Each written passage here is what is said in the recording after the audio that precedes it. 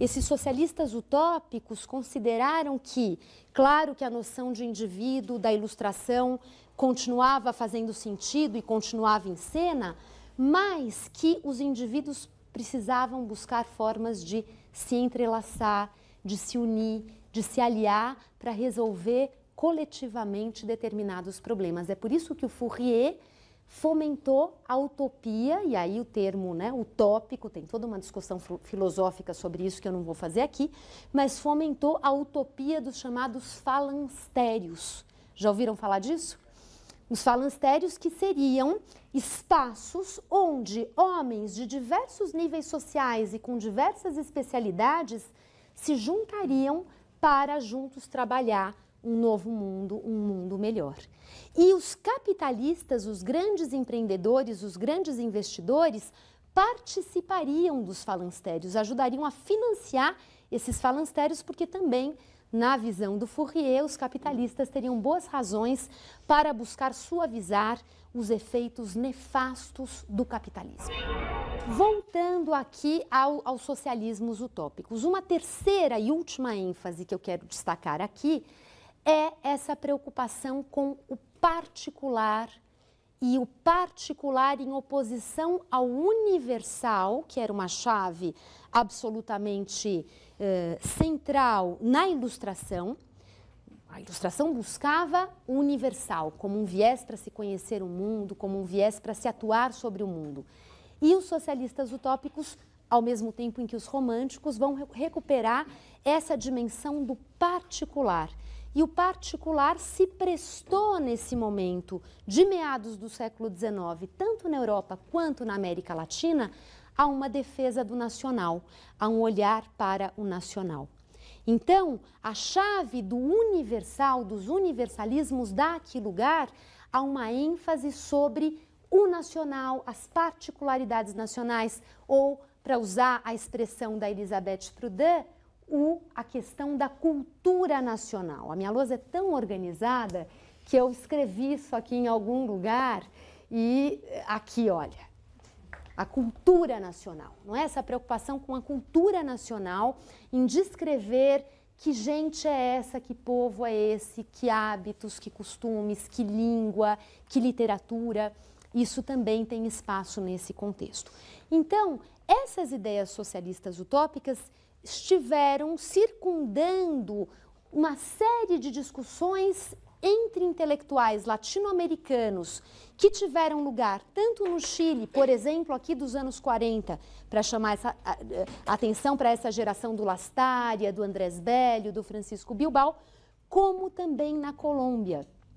E a questão dos socialismos utópicos foi uma porta de entrada importante para esse encontro que se estabeleceu em alguns momentos entre esses intelectuais liberais, românticos e, em alguns casos, socialistas utópicos, e os grêmios de artesãos. E essa figura aqui dos artesãos, dos grêmios profissionais, desses setores populares urbanos que tiveram alguma voz política em meados do século XIX nesses dois países. Então, os socialismos utópicos, com essa perspectiva da união entre diferentes classes sociais, da colaboração, dos projetos sociais e econômicos coletivos, propiciou também referenciais que favoreceram, que estimularam o encontro, a convergência entre os artesãos e os intelectuais. Em que medida isso se deu de uma forma ideal, todos trabalhando em torno de um projeto revolucionário, todos trabalhando em torno de uma visão sobre um mundo melhor? Em que medida isso obedeceu a interesses específicos de cada um dos lados no momento em que esse diálogo se estabeleceu? Esse é exatamente o tema que nós vamos discutir a partir do texto do Sowell. Esse texto do Jaime Jaramillo Uribe, que eu indiquei como referência bibliográfica para a aula de hoje, é um capítulo de um livro dele chamado A Personalidade Histórica da Colômbia e Outros Ensaios.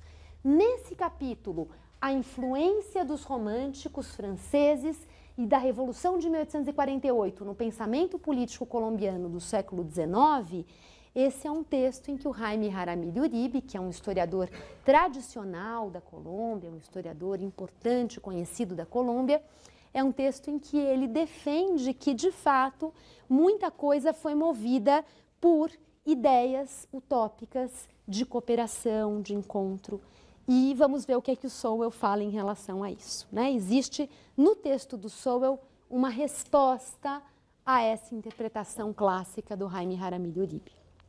Bom, então, dito isso a respeito desse ambiente de ideias políticas que circundavam a Europa e que foram apropriadas aqui por diversos intelectuais latino-americanos que ressignificaram essas ideias, que redefiniram as ênfases, os objetivos dessas discussões intelectuais, resumo aqui em 2 minutinhos algumas coisas que vocês devem saber em relação à Colômbia. Então, a Colômbia, como vocês sabem, chamava-se Nova Granada.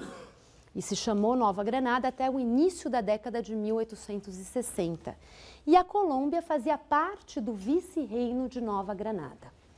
Como parte do vice-reino de Nova Granada, a Colômbia foi emancipada da Espanha através das árduas batalhas lideradas por Simão Bolívar.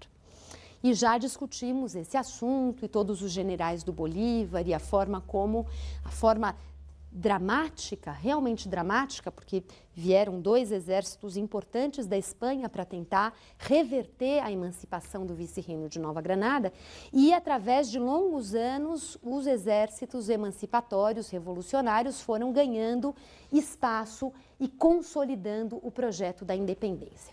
Uma vez consolidado o projeto da independência, Simão Bolívar, presidente da Gran Colômbia, que depois se esfacelou, e a Nova Granada passou a ser um Estado nacional independente, tanto da Venezuela quanto do Equador, Simão Bolívar se retirou da Colômbia para lutar no Peru e no Alto Peru. E ao se retirar da Colômbia, ele manteve como governante em seu nome da Colômbia, da chamada Nova Granada, o seu vice, General Santander. Quando Bolívar volta para a Colômbia, já passamos por aí também, ele encontra um cenário muito hostil a ele. Santander havia, de alguma forma, estabelecido a sua autoridade naquele país. Bolívar não consegue reverter essa situação, resolve se retirar, parte para o exílio e morre a caminho do exílio.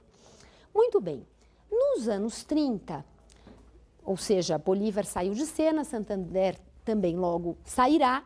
Nos anos 30, organizam-se 2 grupos políticos na Colômbia que têm a ver basicamente com as lealdades a Bolívar ou as lealdades a Santander.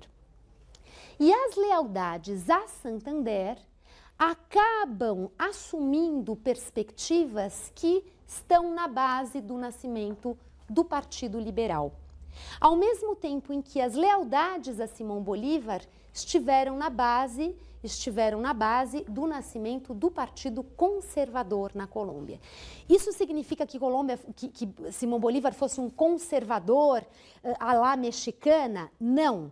Simão Bolívar, enquanto procurava estabelecer algum tipo de paz, de consenso nessa Gran Colômbia recém-emancipada, fez concessões, por exemplo, aos grupos católicos, fez concessões, por exemplo, à manutenção das comunidades indígenas que ele, em princípio, queria abolir, assim como aboliu lá no Peru e na Bolívia, mas fez concessões e voltou atrás e manteve esses resguardos indígenas ainda ativos no pós-independência, não transformou os índios na Colômbia de imediato em cidadãos, assim como também fez concessões em relação ao tema da escravidão, que era um tema presente no ideário revolucionário, emancipatório, como nós já vimos, mas que passava por negociações muito complexas e também a escravidão foi mantida na Colômbia. Então, é nesse sentido das negociações que tiraram a radicalidade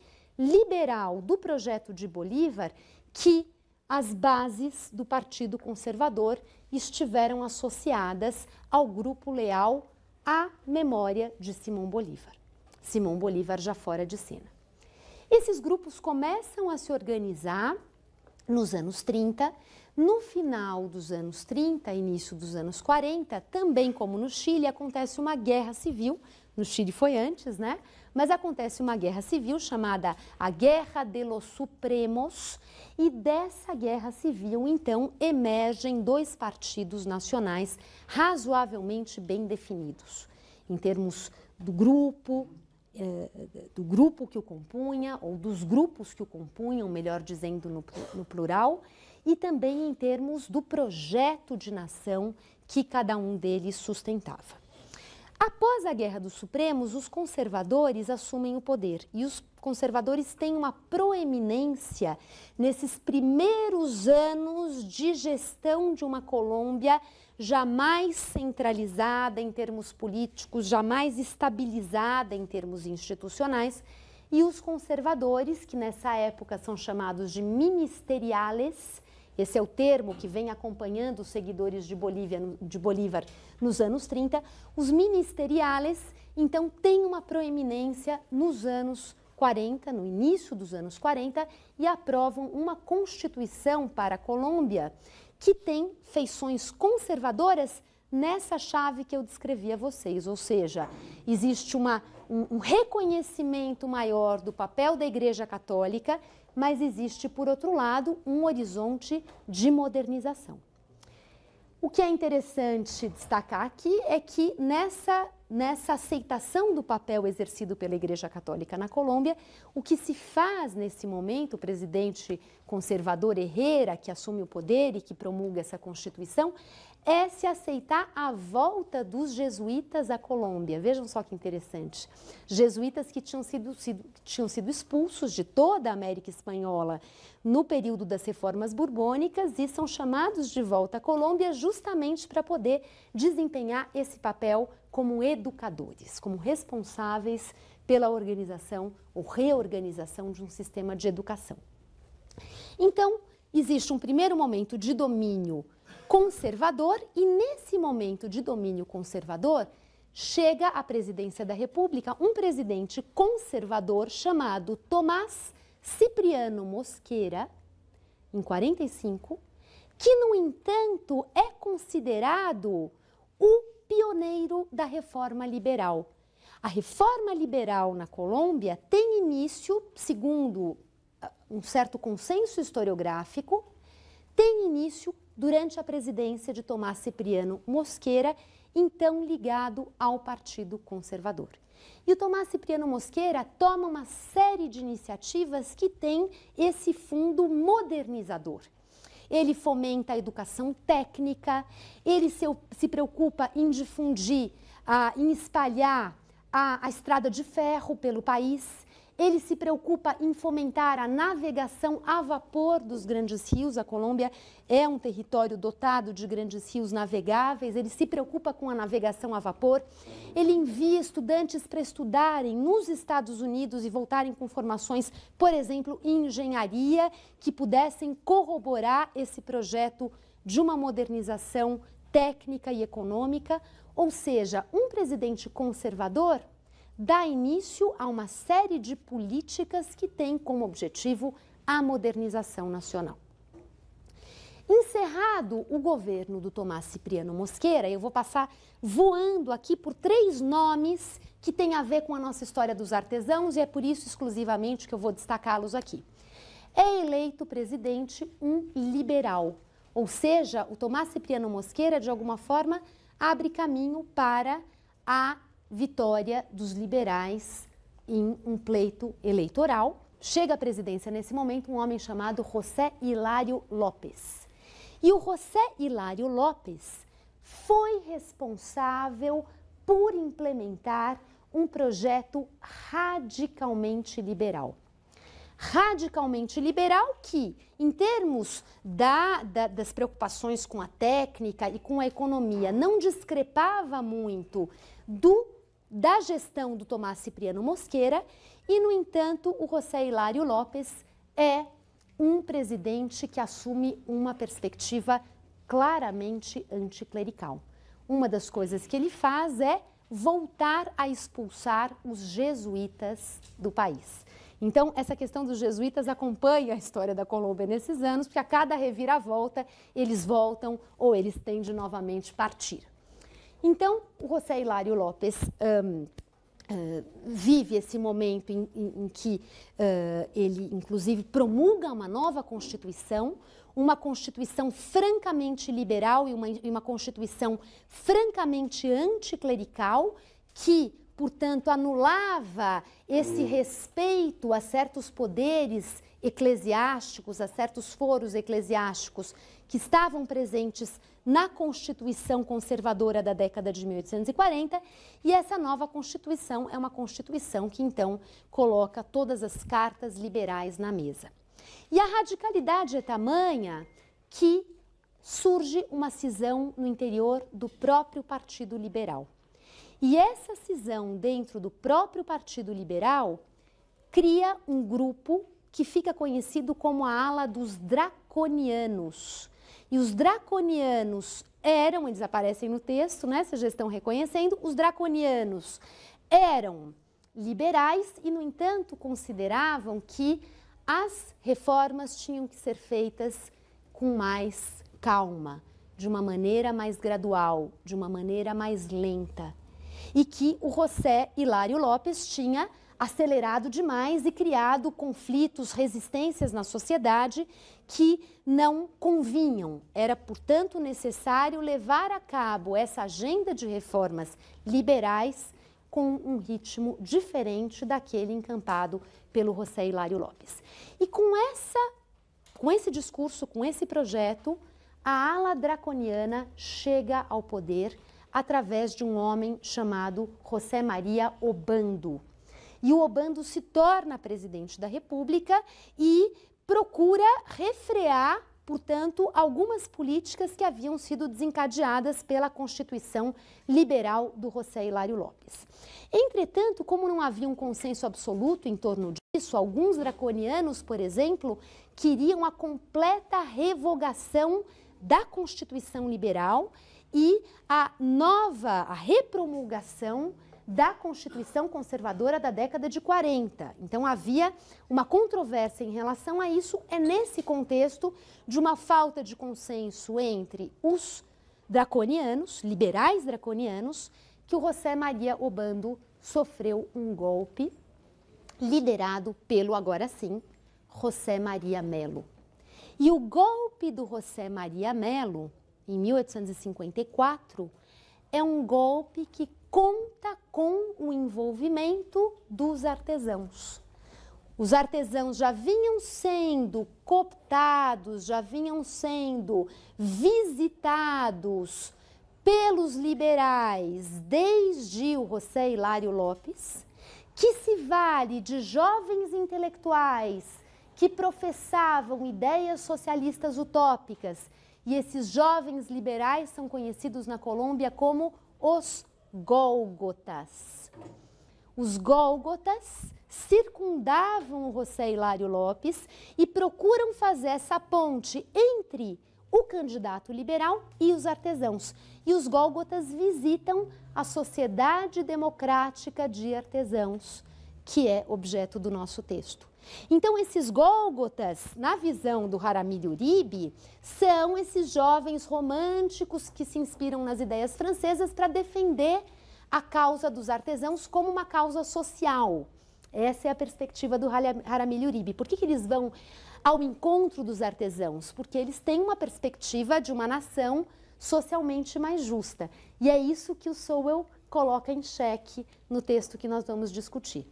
Bom, os gólgotas, então, se aproximam dos artesãos para procurar atrair o seu apoio nessa correlação de forças que está se estabelecendo entre Partido Conservador e Partido Liberal.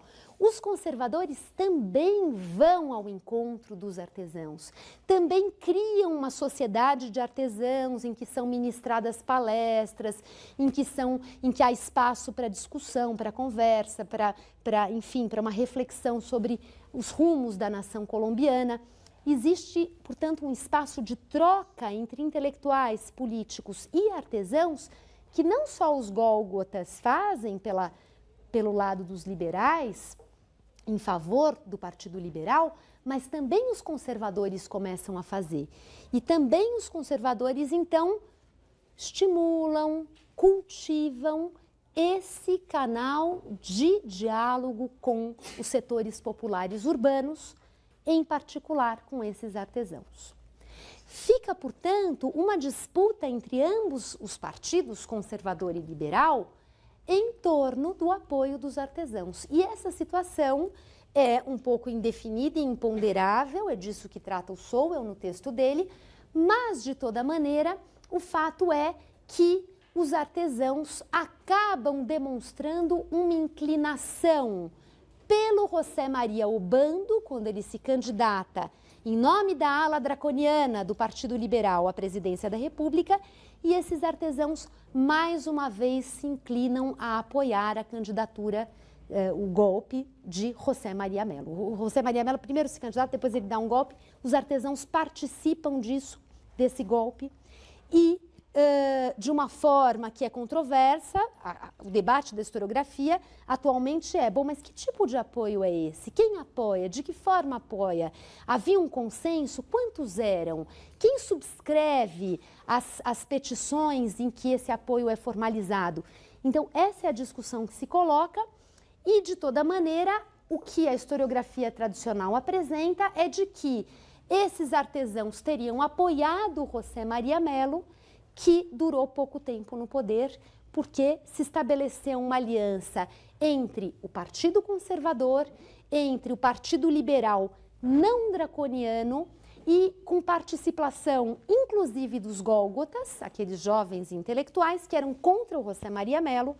E quando, então, essa aliança sela a queda do José Maria Mello, ocorre uma repressão a todos aqueles que haviam apoiado o José Maria Mello, e os artesãos pagam o preço desse apoio, ou seja, são também severamente reprimidos pela escolha que eles teriam feito. Então, o nosso ambiente em relação aos artesãos na aula de hoje se localiza nesse cenário de Partido Conservador e Partido Liberal buscando conquistar o apoio dos artesãos e as respostas que os artesãos teriam dado a esse assédio, a esse esforço de aproximação. Não existe um consenso na historiografia a respeito da qualidade, da forma, do sentido da resposta dada pelos artesãos a esse tipo de aproximação.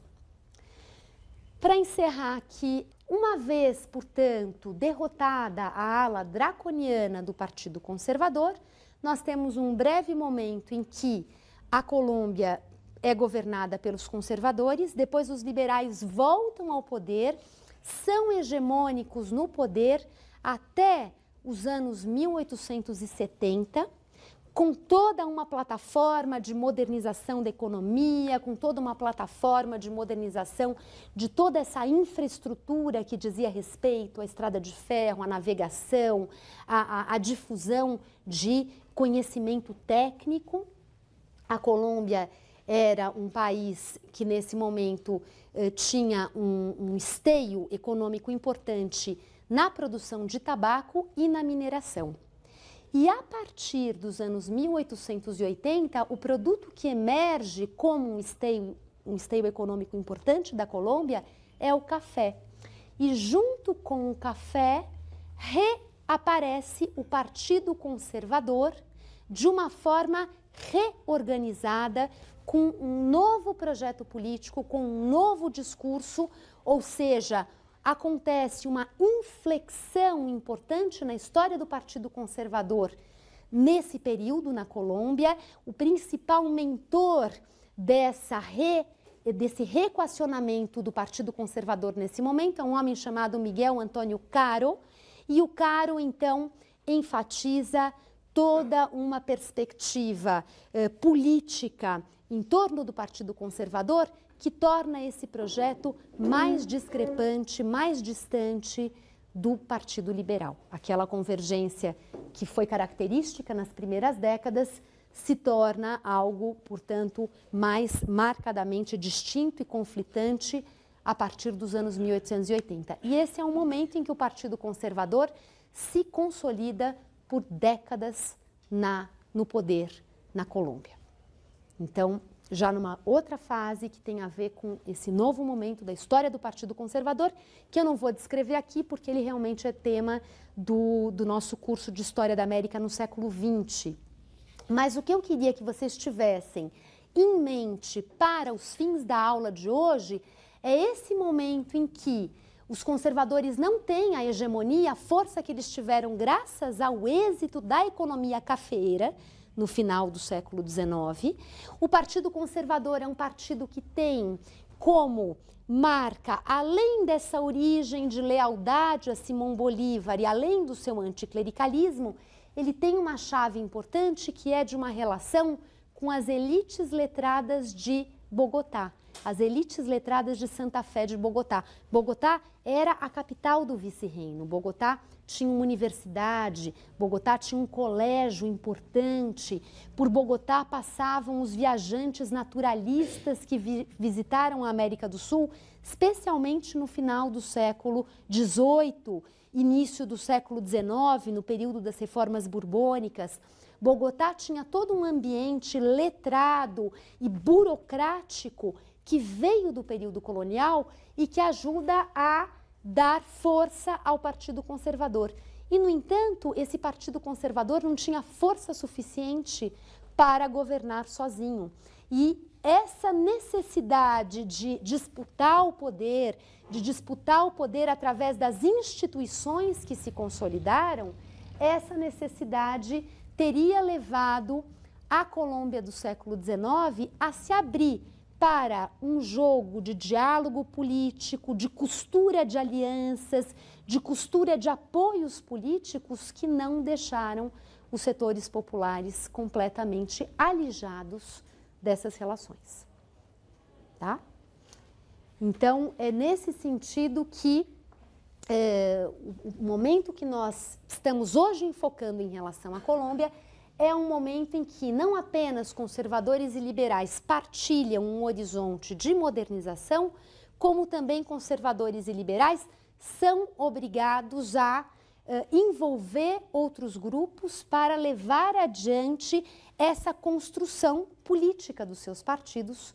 A vitória não estava dada a um dos grupos. E é nessa disputa que, portanto, um ambiente em que a opinião pública importa, um ambiente em que a participação política importa, que os artesãos entram em cena. Não existe uma elite capaz de governar sozinha nessa Colômbia de meados do século XIX.